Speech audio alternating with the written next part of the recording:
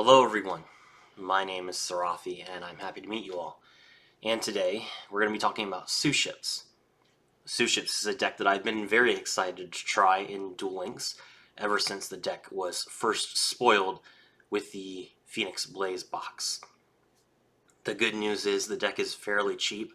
You just need 3 copies of the Uni to really make the deck function, which does require that you go through the box 1 and a little bit more times. Otherwise, though, the cards are all low rarity, and you probably have most of them already. For the skill, we are playing Baryon Battlemorph number over 100. I love this skill. I stick it in every rank 4 deck that I can. It's very good and very thematic. So, turn 2 and onwards, if there is exactly one Xyz monster on your field that has a number between 101 and 107, its original name, you can transform into a Baryon form, and then you can place Rank Up Magic Baryon's Force face down on your field from outside your deck.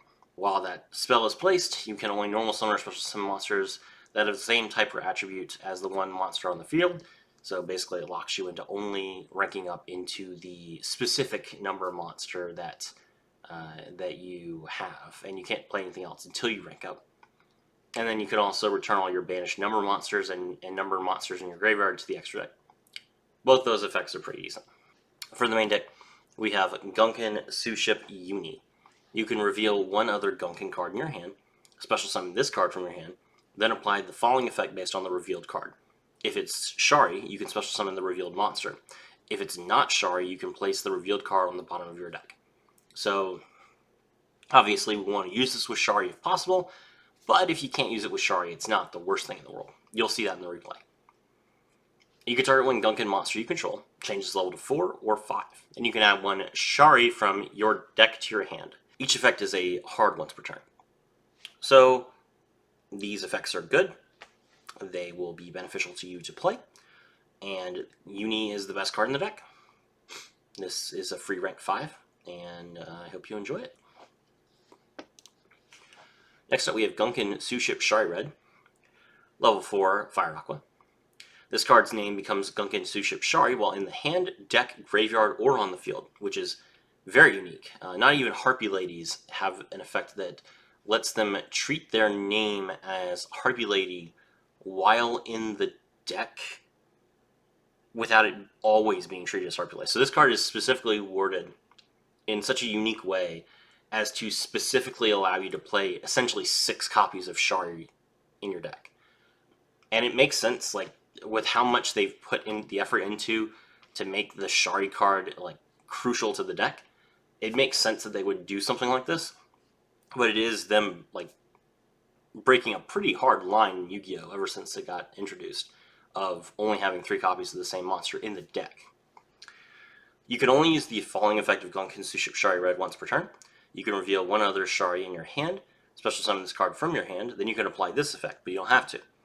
Special summon one Gunkan monster from your deck, except Shari, but negate its effects, then special summon from your extra deck one Xyz monster that mentions that monster's name, using that monster and this card as material. This is treated as an Xyz summon.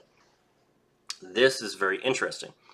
So you can use this to get Ikara, and then you can make your Suship Dreadnought Ikara class, but you can also use it to get Uni, and get your Uni class. And the reason why that's cool is because Uni is a level 5 monster. The Uni Suship is a rank 5 monster.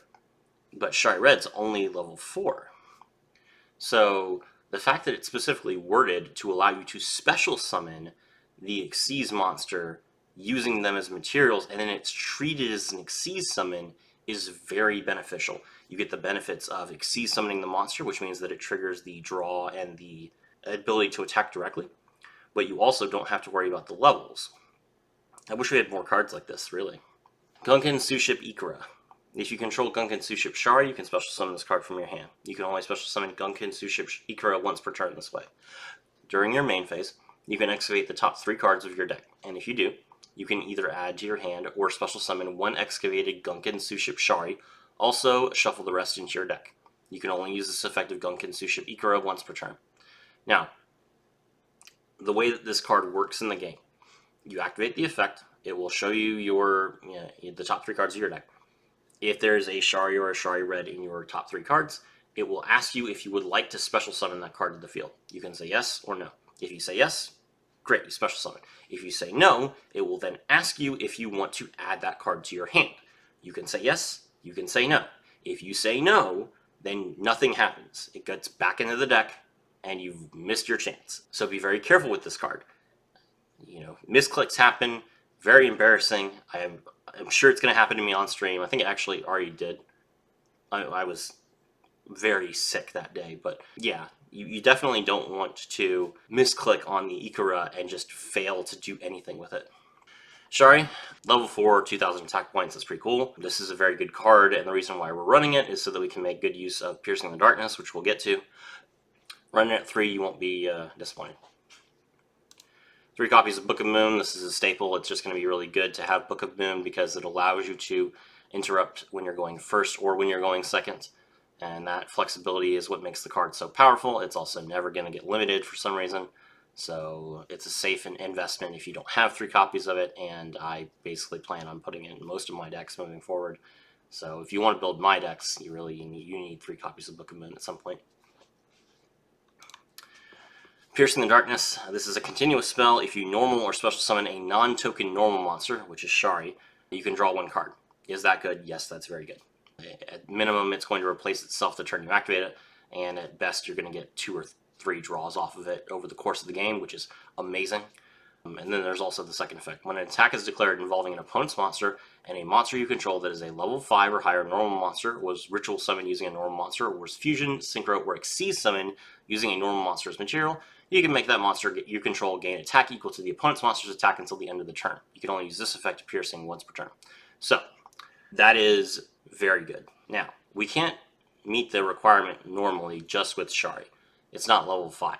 But if we exceed with it, then whichever exceeds monster we drop out, number 106, Chronomaly V Mana, Gunkan Suship Uniclass, Gunkan Suship Ikura class, whatever monster we drop out is going to have the ability to absorb attack points on either player's turn.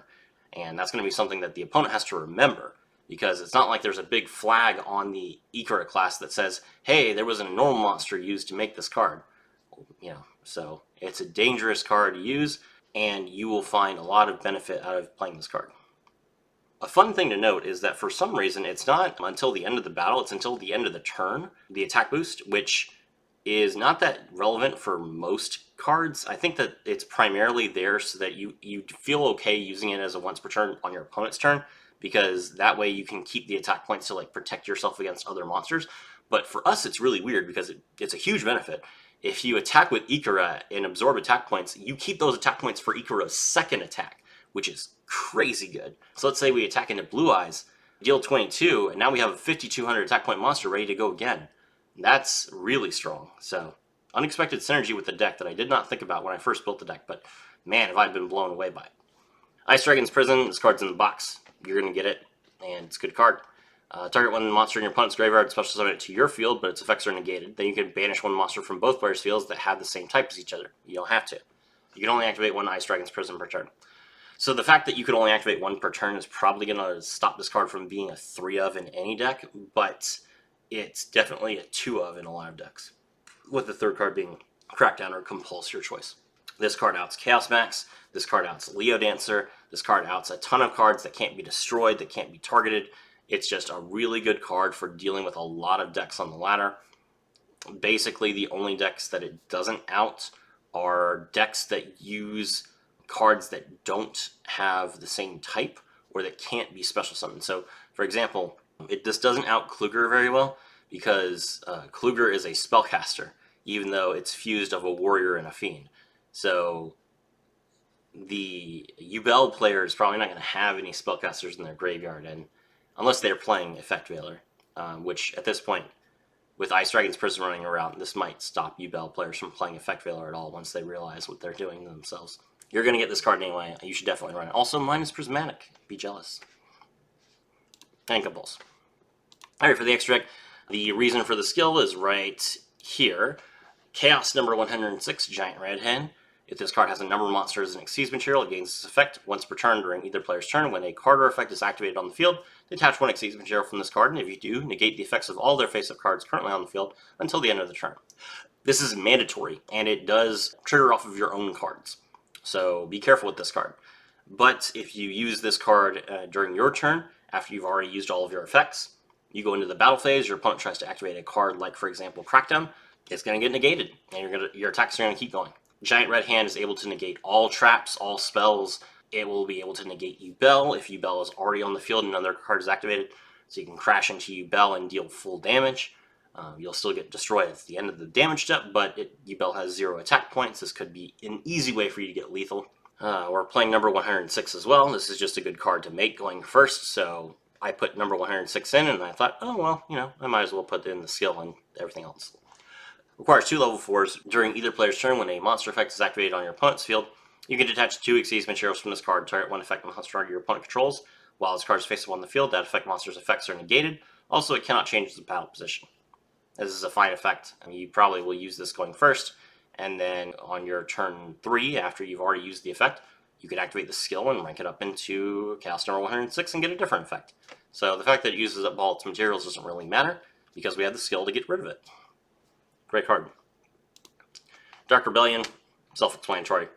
It's a rank 4 deck. You're going to need Dark Rebellion at some point. Also, very good synergy with Piercing the Darkness, by the way, because you can steal half of one monster's attack points, then attack into another monster and steal all of its attack points. And that will usually give you lethal 100% of the time. So Dark Rebellion with Piercing the Darkness is nuts. You're going to deal so much damage. Battling Boxer Star Cestus, level 4, 2,500 attack points, requires 3 level 4 monsters, but this deck is really good at getting 3 level 4s out for some reason. During either player's battle step, if a Battling Boxer monster you control battles an opponent's monster, you can detach 1 material from this card and negate the effects of that monster until the end of the turn. That monster you control cannot be destroyed by that battle. Also, if your opponent takes any battle damage that you would have taken from that battle. So this is an out to Yubel. You can just negate the monster's effects until the end of the turn, and then crash into it and deal them a ton of damage. And then you can also use this to crash into something like Leo Dancer, Chaos Max, make your opponent take some damage, potentially get lethal that way. It depends. You also have Chaos number 105, which is basically just Ring of Destruction on a stick. 2,800 attack points, detach 1 Xyz material from this card once per turn. Target a monster your opponent controls, destroy it, and if you do, your opponent takes half the destroyed monster's attack points. And then you also have an effect where, no matter what your materials are, if this destroys an opponent's monster by battle and sends it to the graveyard, they take damage equal to a quarter of the destroyed monster's original attack points.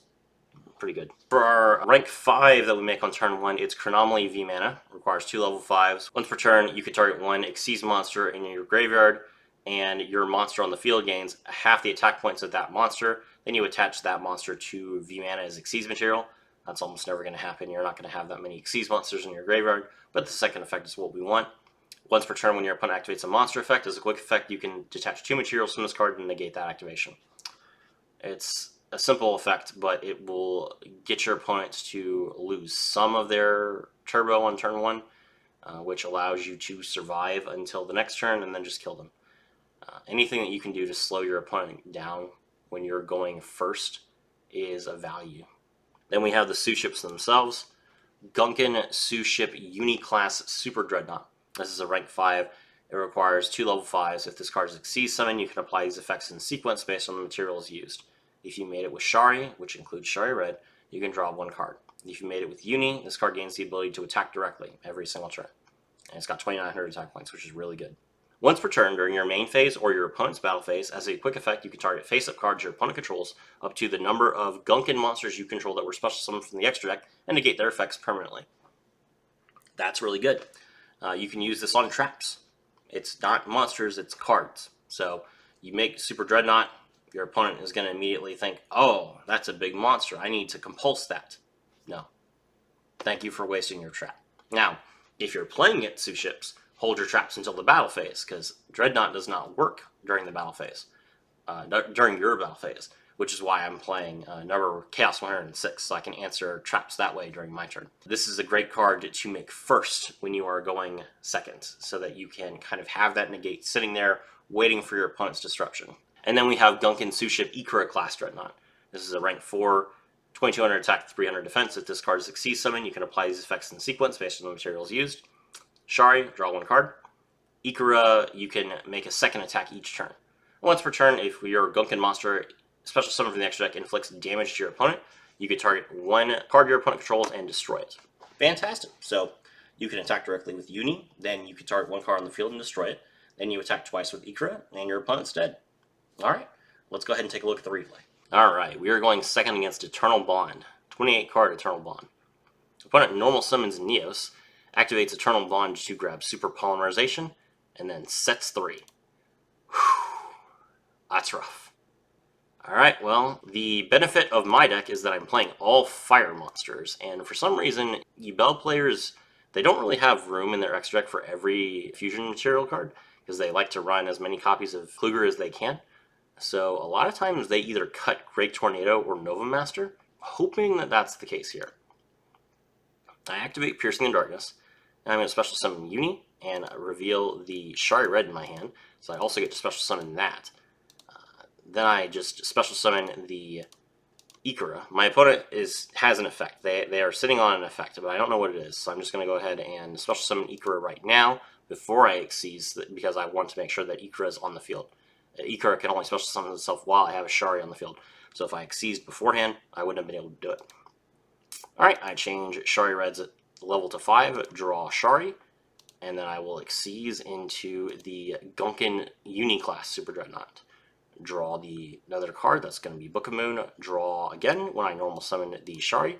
Off of Piercing the Darkness, draw Compulse, that's really good. Ikra's effect, I get to look at the top 3 cards. Hey, I got another Shari, that's fantastic. Special summon it. And then Xyz again. And this time, because I need to force this Super Poly during the main phase, I'm going to go ahead and make my number 105 Battle Boxer Star Cestus. And then I activate my skill, rank up into Baryon form, and then I'll use rank up Magic Baryon's Force to change Chaos number 105 into Chaos number 105.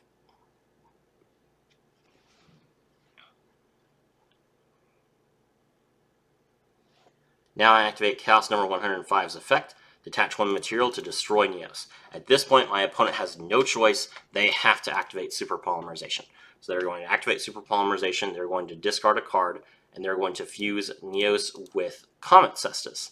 And that caught me off guard, because Comet Cestus has already used its effect, but the opponent is making Neos Knight, which requires a warrior monster. So interesting how I tried to play around the Super Poly by forcing it, and by summoning a warrior, I actually did myself in. No big deal. I know that Uni can negate Neos Knight's effect during the battle phase, so I'm not going to negate its effect during the main phase, and instead I'm going to attack my opponent directly after setting 1, and that way I know that I can catch him off guard during his turn. It's my opponent's turn. They activate Fusion Conscription, reveal the Neos to add Yubel. That's good, but they can't summon Yubel this turn, so they immediately enter the battle phase and they attack. I'm going to activate Uni's effect in response. This will negate Neos Knight and reduce its attack points to 2,500. My opponent waits for the damage step, and then they activate Forbidden Chalice. At this point, since it's the damage step, I can't activate any cards that I have. They use another Forbidden Chalice, which they had face down. I don't know why they didn't activate that card on turn 1. That would have devastated me. And that means that they destroyed my monster, which is unfortunate, but I also now have a clearer path to lethal. So I activate my Compulsory Evacuation device, bounce the Neos Knight. And I activate Uni's effect. Now, I only have another Uni in hand, so that means I am going to have to put one of the Unis in my hand on the bottom of my deck, and Uni by itself does not have enough attack points to beat Jade in this turn, but that's okay. We activate Uni's other effect. We will change Uni's level itself to 4. That allows us to draw a Shari from our deck. Then we normal summon Shari, we draw a card off of Piercing the Darkness, special summon the Ikra, and Xyz into Ikra class Dreadnought, which allows us to draw another card, and then we attack our opponent directly for game. There you go. Surprise negates during the battle phase, the ability to tech into some unknown boss monsters from various other decks, which allow you to have a lot of flexibility, a lot of options, as well as free attacks directly, lots and lots of draw. Piercing the Darkness to always win every fight. There you go. My name is Serafi, and I was thrilled to have all of you with me.